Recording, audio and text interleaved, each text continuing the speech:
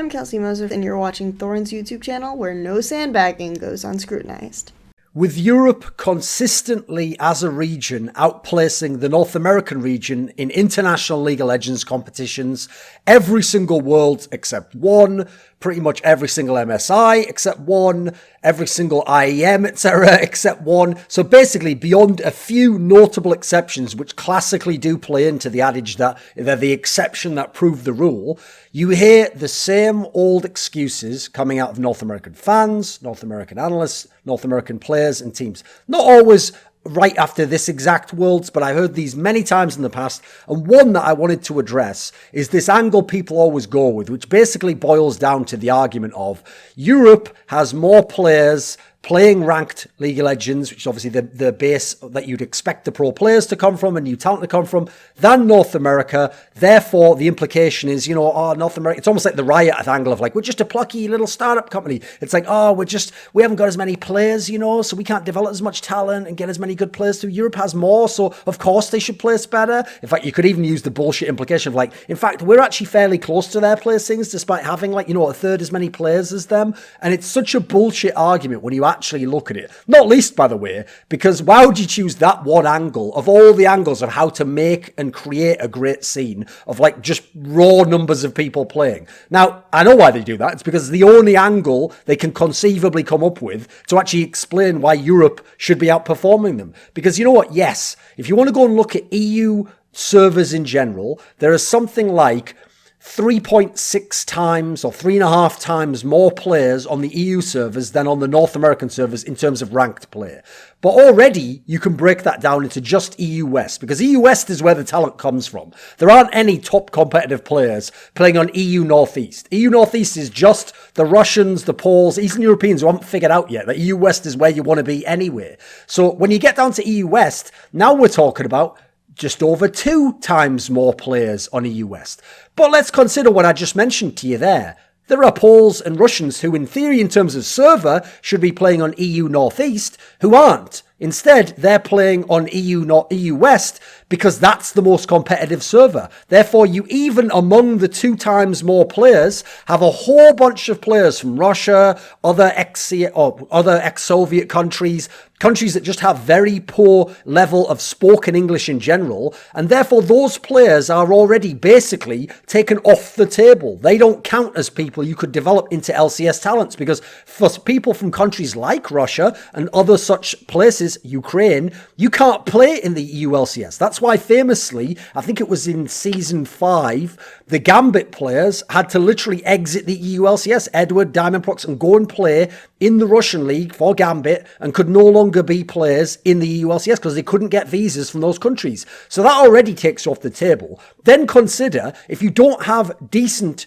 at least passable spoken English, a fluent level, you are not going to be in a top European team. They're not going to recruit you when they can take someone from France or from Denmark or from Germany or from Sweden, wherever it might be, who speaks much, much better English than you. Therefore, a lot of the numbers on these servers already are taken off the table and can't be taken into the equation. Then add in, even when you have players from these different countries, the cultural differences can be massive. The difference culturally between a guy from Belgium and a guy from Sweden and a guy from Russia and a guy from Germany can be huge, contrasted to a guy from Alabama and a guy from California and a guy from Toronto and a guy from wherever you want, Vancouver. The differences are going to be far more marginal in terms of cultural differences and possible clashes in all areas. How you deal with people, how you speak, understanding of English, understanding of cultural customs, than they are for the European people already. So that angle of having more people already is whack. Then consider that most of those players who I was talking about aren't in the LCS anyway. Like, the LCS has had a big turnover, hasn't always had the same established talents in the same way as the NLCS has at times. Now consider that. Why are you making it Europe in general? Like, why are we talking about Russia and fucking Romania and then throwing in like Greece and putting in Italy that doesn't even really have many top players except fucking Jizuke? Why are we adding all the countries of Europe or the European Union? Russia's not in that, obviously, to contrast against North America. Oh, that's right. Again, to build a bullshit straw man that Europe has all these players to choose from, and that's why they're getting all this top talent. I don't even need to go to Europe, homie. Just give me one country in Europe. I'll take Denmark. Aside from the fact Denmark has comparable talents to North America. North America, what, 300 million people in terms of player base, millions and millions. North America has all those people to draw from. Denmark has a population of something like, 5 or 6 million people, and yet just at mid lane alone, it's produced Froggen, Bjergsen, Jensen, Caps. Who's North America got again? Poor Belter. I like to see him internationally, doing fuck all. And then retired motherfuckers like Skara. That's it. Awesome rookies. That's it. One country with 5 million people has already got dozens of talents that are better than North American talents. And at mid lane alone, we're talking 4 or 5 people who are better than anyone North America has ever produced at that position, and currently is still the case. So then you add in that at every position, you've got the players from Splice, you've got some of the other players who are in Fnatic now, etc. You can go position by position and find players just from Denmark who are as good as or better than the North American equivalent. So that angle doesn't work already, because surely Denmark could say, we have less players than North America, so we shouldn't be as good. No, they're way better and consistently better. So then you've got to add in that it's not like the European players have to stay in Europe, and therefore Europe as a region with its 3 teams that go to Worlds is drawing from European talent, all these players, and North America's just drawing from North American talent on their ranked servers that are going, no, wait a second, what's that? North America, throughout the entire history of League of Legends, has had more money than Europe, and as a result has literally recruited top tier talent from Europe that should have been among Europe's very best players representing the European region at Worlds, that Europe then at times didn't have and North America did have, and yet North America with that advantage was unable to outplace Europe. So Europe has had players who've gone over to NA like Bjergsen, the most decorated champion in North American LCS history. Jensen, the guy who just took North America to its first ever top 4 at Worlds. Froggen, legendary EU mid laner who could still be playing in a top European team now, except he chose to go over to North America. Power of Evil helped Misfits get that top 8 at Worlds. Mithy, decorated European champion, now playing for TSM with his partner Sven, who's been top 4 at Worlds, many times European champion. Sven Skaren, again, top player in Europe, playing for TSM. Santorin, also a TSM jungler. Amazing, also a TSM jungler. Freeze, one of the better European AD carries, came over and played for the Envious team. Edward, at one point in time, was playing for Curse. He was considered the best support player in Europe at the time when he went over.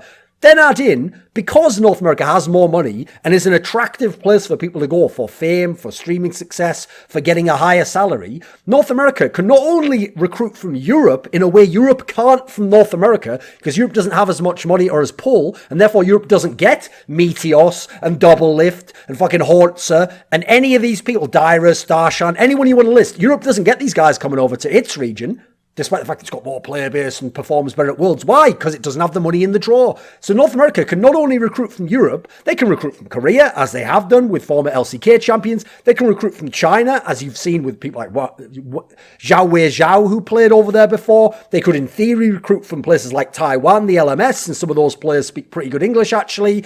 They can recruit from all over the place. They could recruit players from South America. They could recruit players from even the European regions that aren't considered that popular, as long as they speak English. They can maximize their player base in a way that no other region can, except basically China or Korea. And we were never comparing them anyway. It was NA versus EU, right? Now have a look at some of the talent that North America's been able to recruit as a result. North America, when it recruits Koreans, gets LCK champions and legends who are still at a high level. Someone like Someday should be playing for a top 4 team in the LCK right now. Europe only gets them when they're washed up. Europe had basically, Spirit was the only legit recruitment. He was still a top player and wanted to go to Europe for some bizarre reason, probably because of what happened in Season 5. Then you had Huni, but Huni wasn't Huni when he joined Fnatic. If anything, when Huni established himself as a world talent, he went straight to NA, didn't he, along with Rainover. Cacao were played in Europe when he was mega fucking washed up and no good anymore, and people actually even said it was a mistake to recruit him when they did. So with even less players in North America, money is much more relevant than the number of players you've got.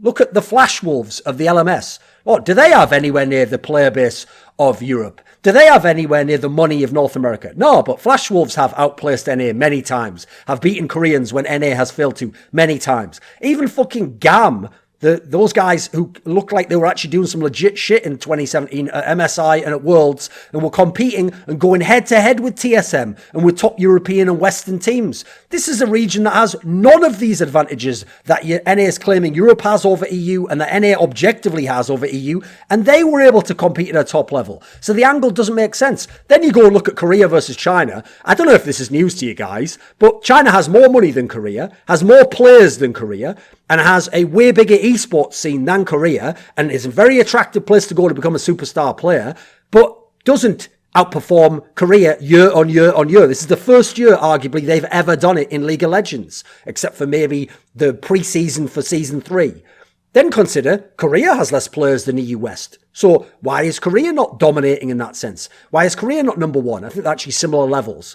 Because it's about developing talent as well. That's another major element, right? It's not about you just take 100,000 players, throw them at a wall, and you just find out that 5 are really good and they're in TSM suddenly. No. Why would they get into TSM? They have to have been developed already. They have to have worked on their skills. They have to have gotten into lower-level teams, found the right coaches, or found the right teams, understood how to play with each other. Then they'll get to the top. Because it's like that old great saying. It's like a Zen saying that says, if I have 6 hours to chop a tree, I'll spend the first 2 hours sharpening the axe. Like, once that's sharp, it's going to be a lot easier to cut through the tree, right? If America's really taken the brute force approach, it's no wonder they've been so bad in League of Legends, because it's a bullshit excuse. You have the money, you had a lot more coaching staff before EU West, you had a lot more attention on it to get sponsors, which then can be parlayed into money, training facilities, high-profile signings, including people from Korea, including people from Europe or China. So it's a bullshit excuse ultimately. I think the people saying it must on some level know it's an excuse, but they haven't examined the particulars, which really highlight what a pathetic excuse it is, because actually North America's the one with the advantages and yet consistently getting outplaced. This video was kindly supported by Andreas, Snazore, Westerlund, Dean Tanglis, Gardner Wilson, Landon Thompson, Tobias Bernasconi, OllieJ, NateDOhDoubleG, Kyla Harris, Travis Greb, Daniel Yordanov, James Harding, VeXii, Robert Baxter, Lucas Kerza Szczesny, and a special thanks, as always, goes out to my man, Jerky's Minion. Do you want to suggest a topic or a guest to feature in my upcoming content? Perhaps you want to ask me a question in my monthly AMA. Do you want teasers from my upcoming content? See who the next guests are going to be. Perhaps you'd like to take part in a discussion about esports with me. Well, any and all of the above exclusives are available for my patrons, so put your money where your mouth is and join the Scrilluminati today at the Patreon link below.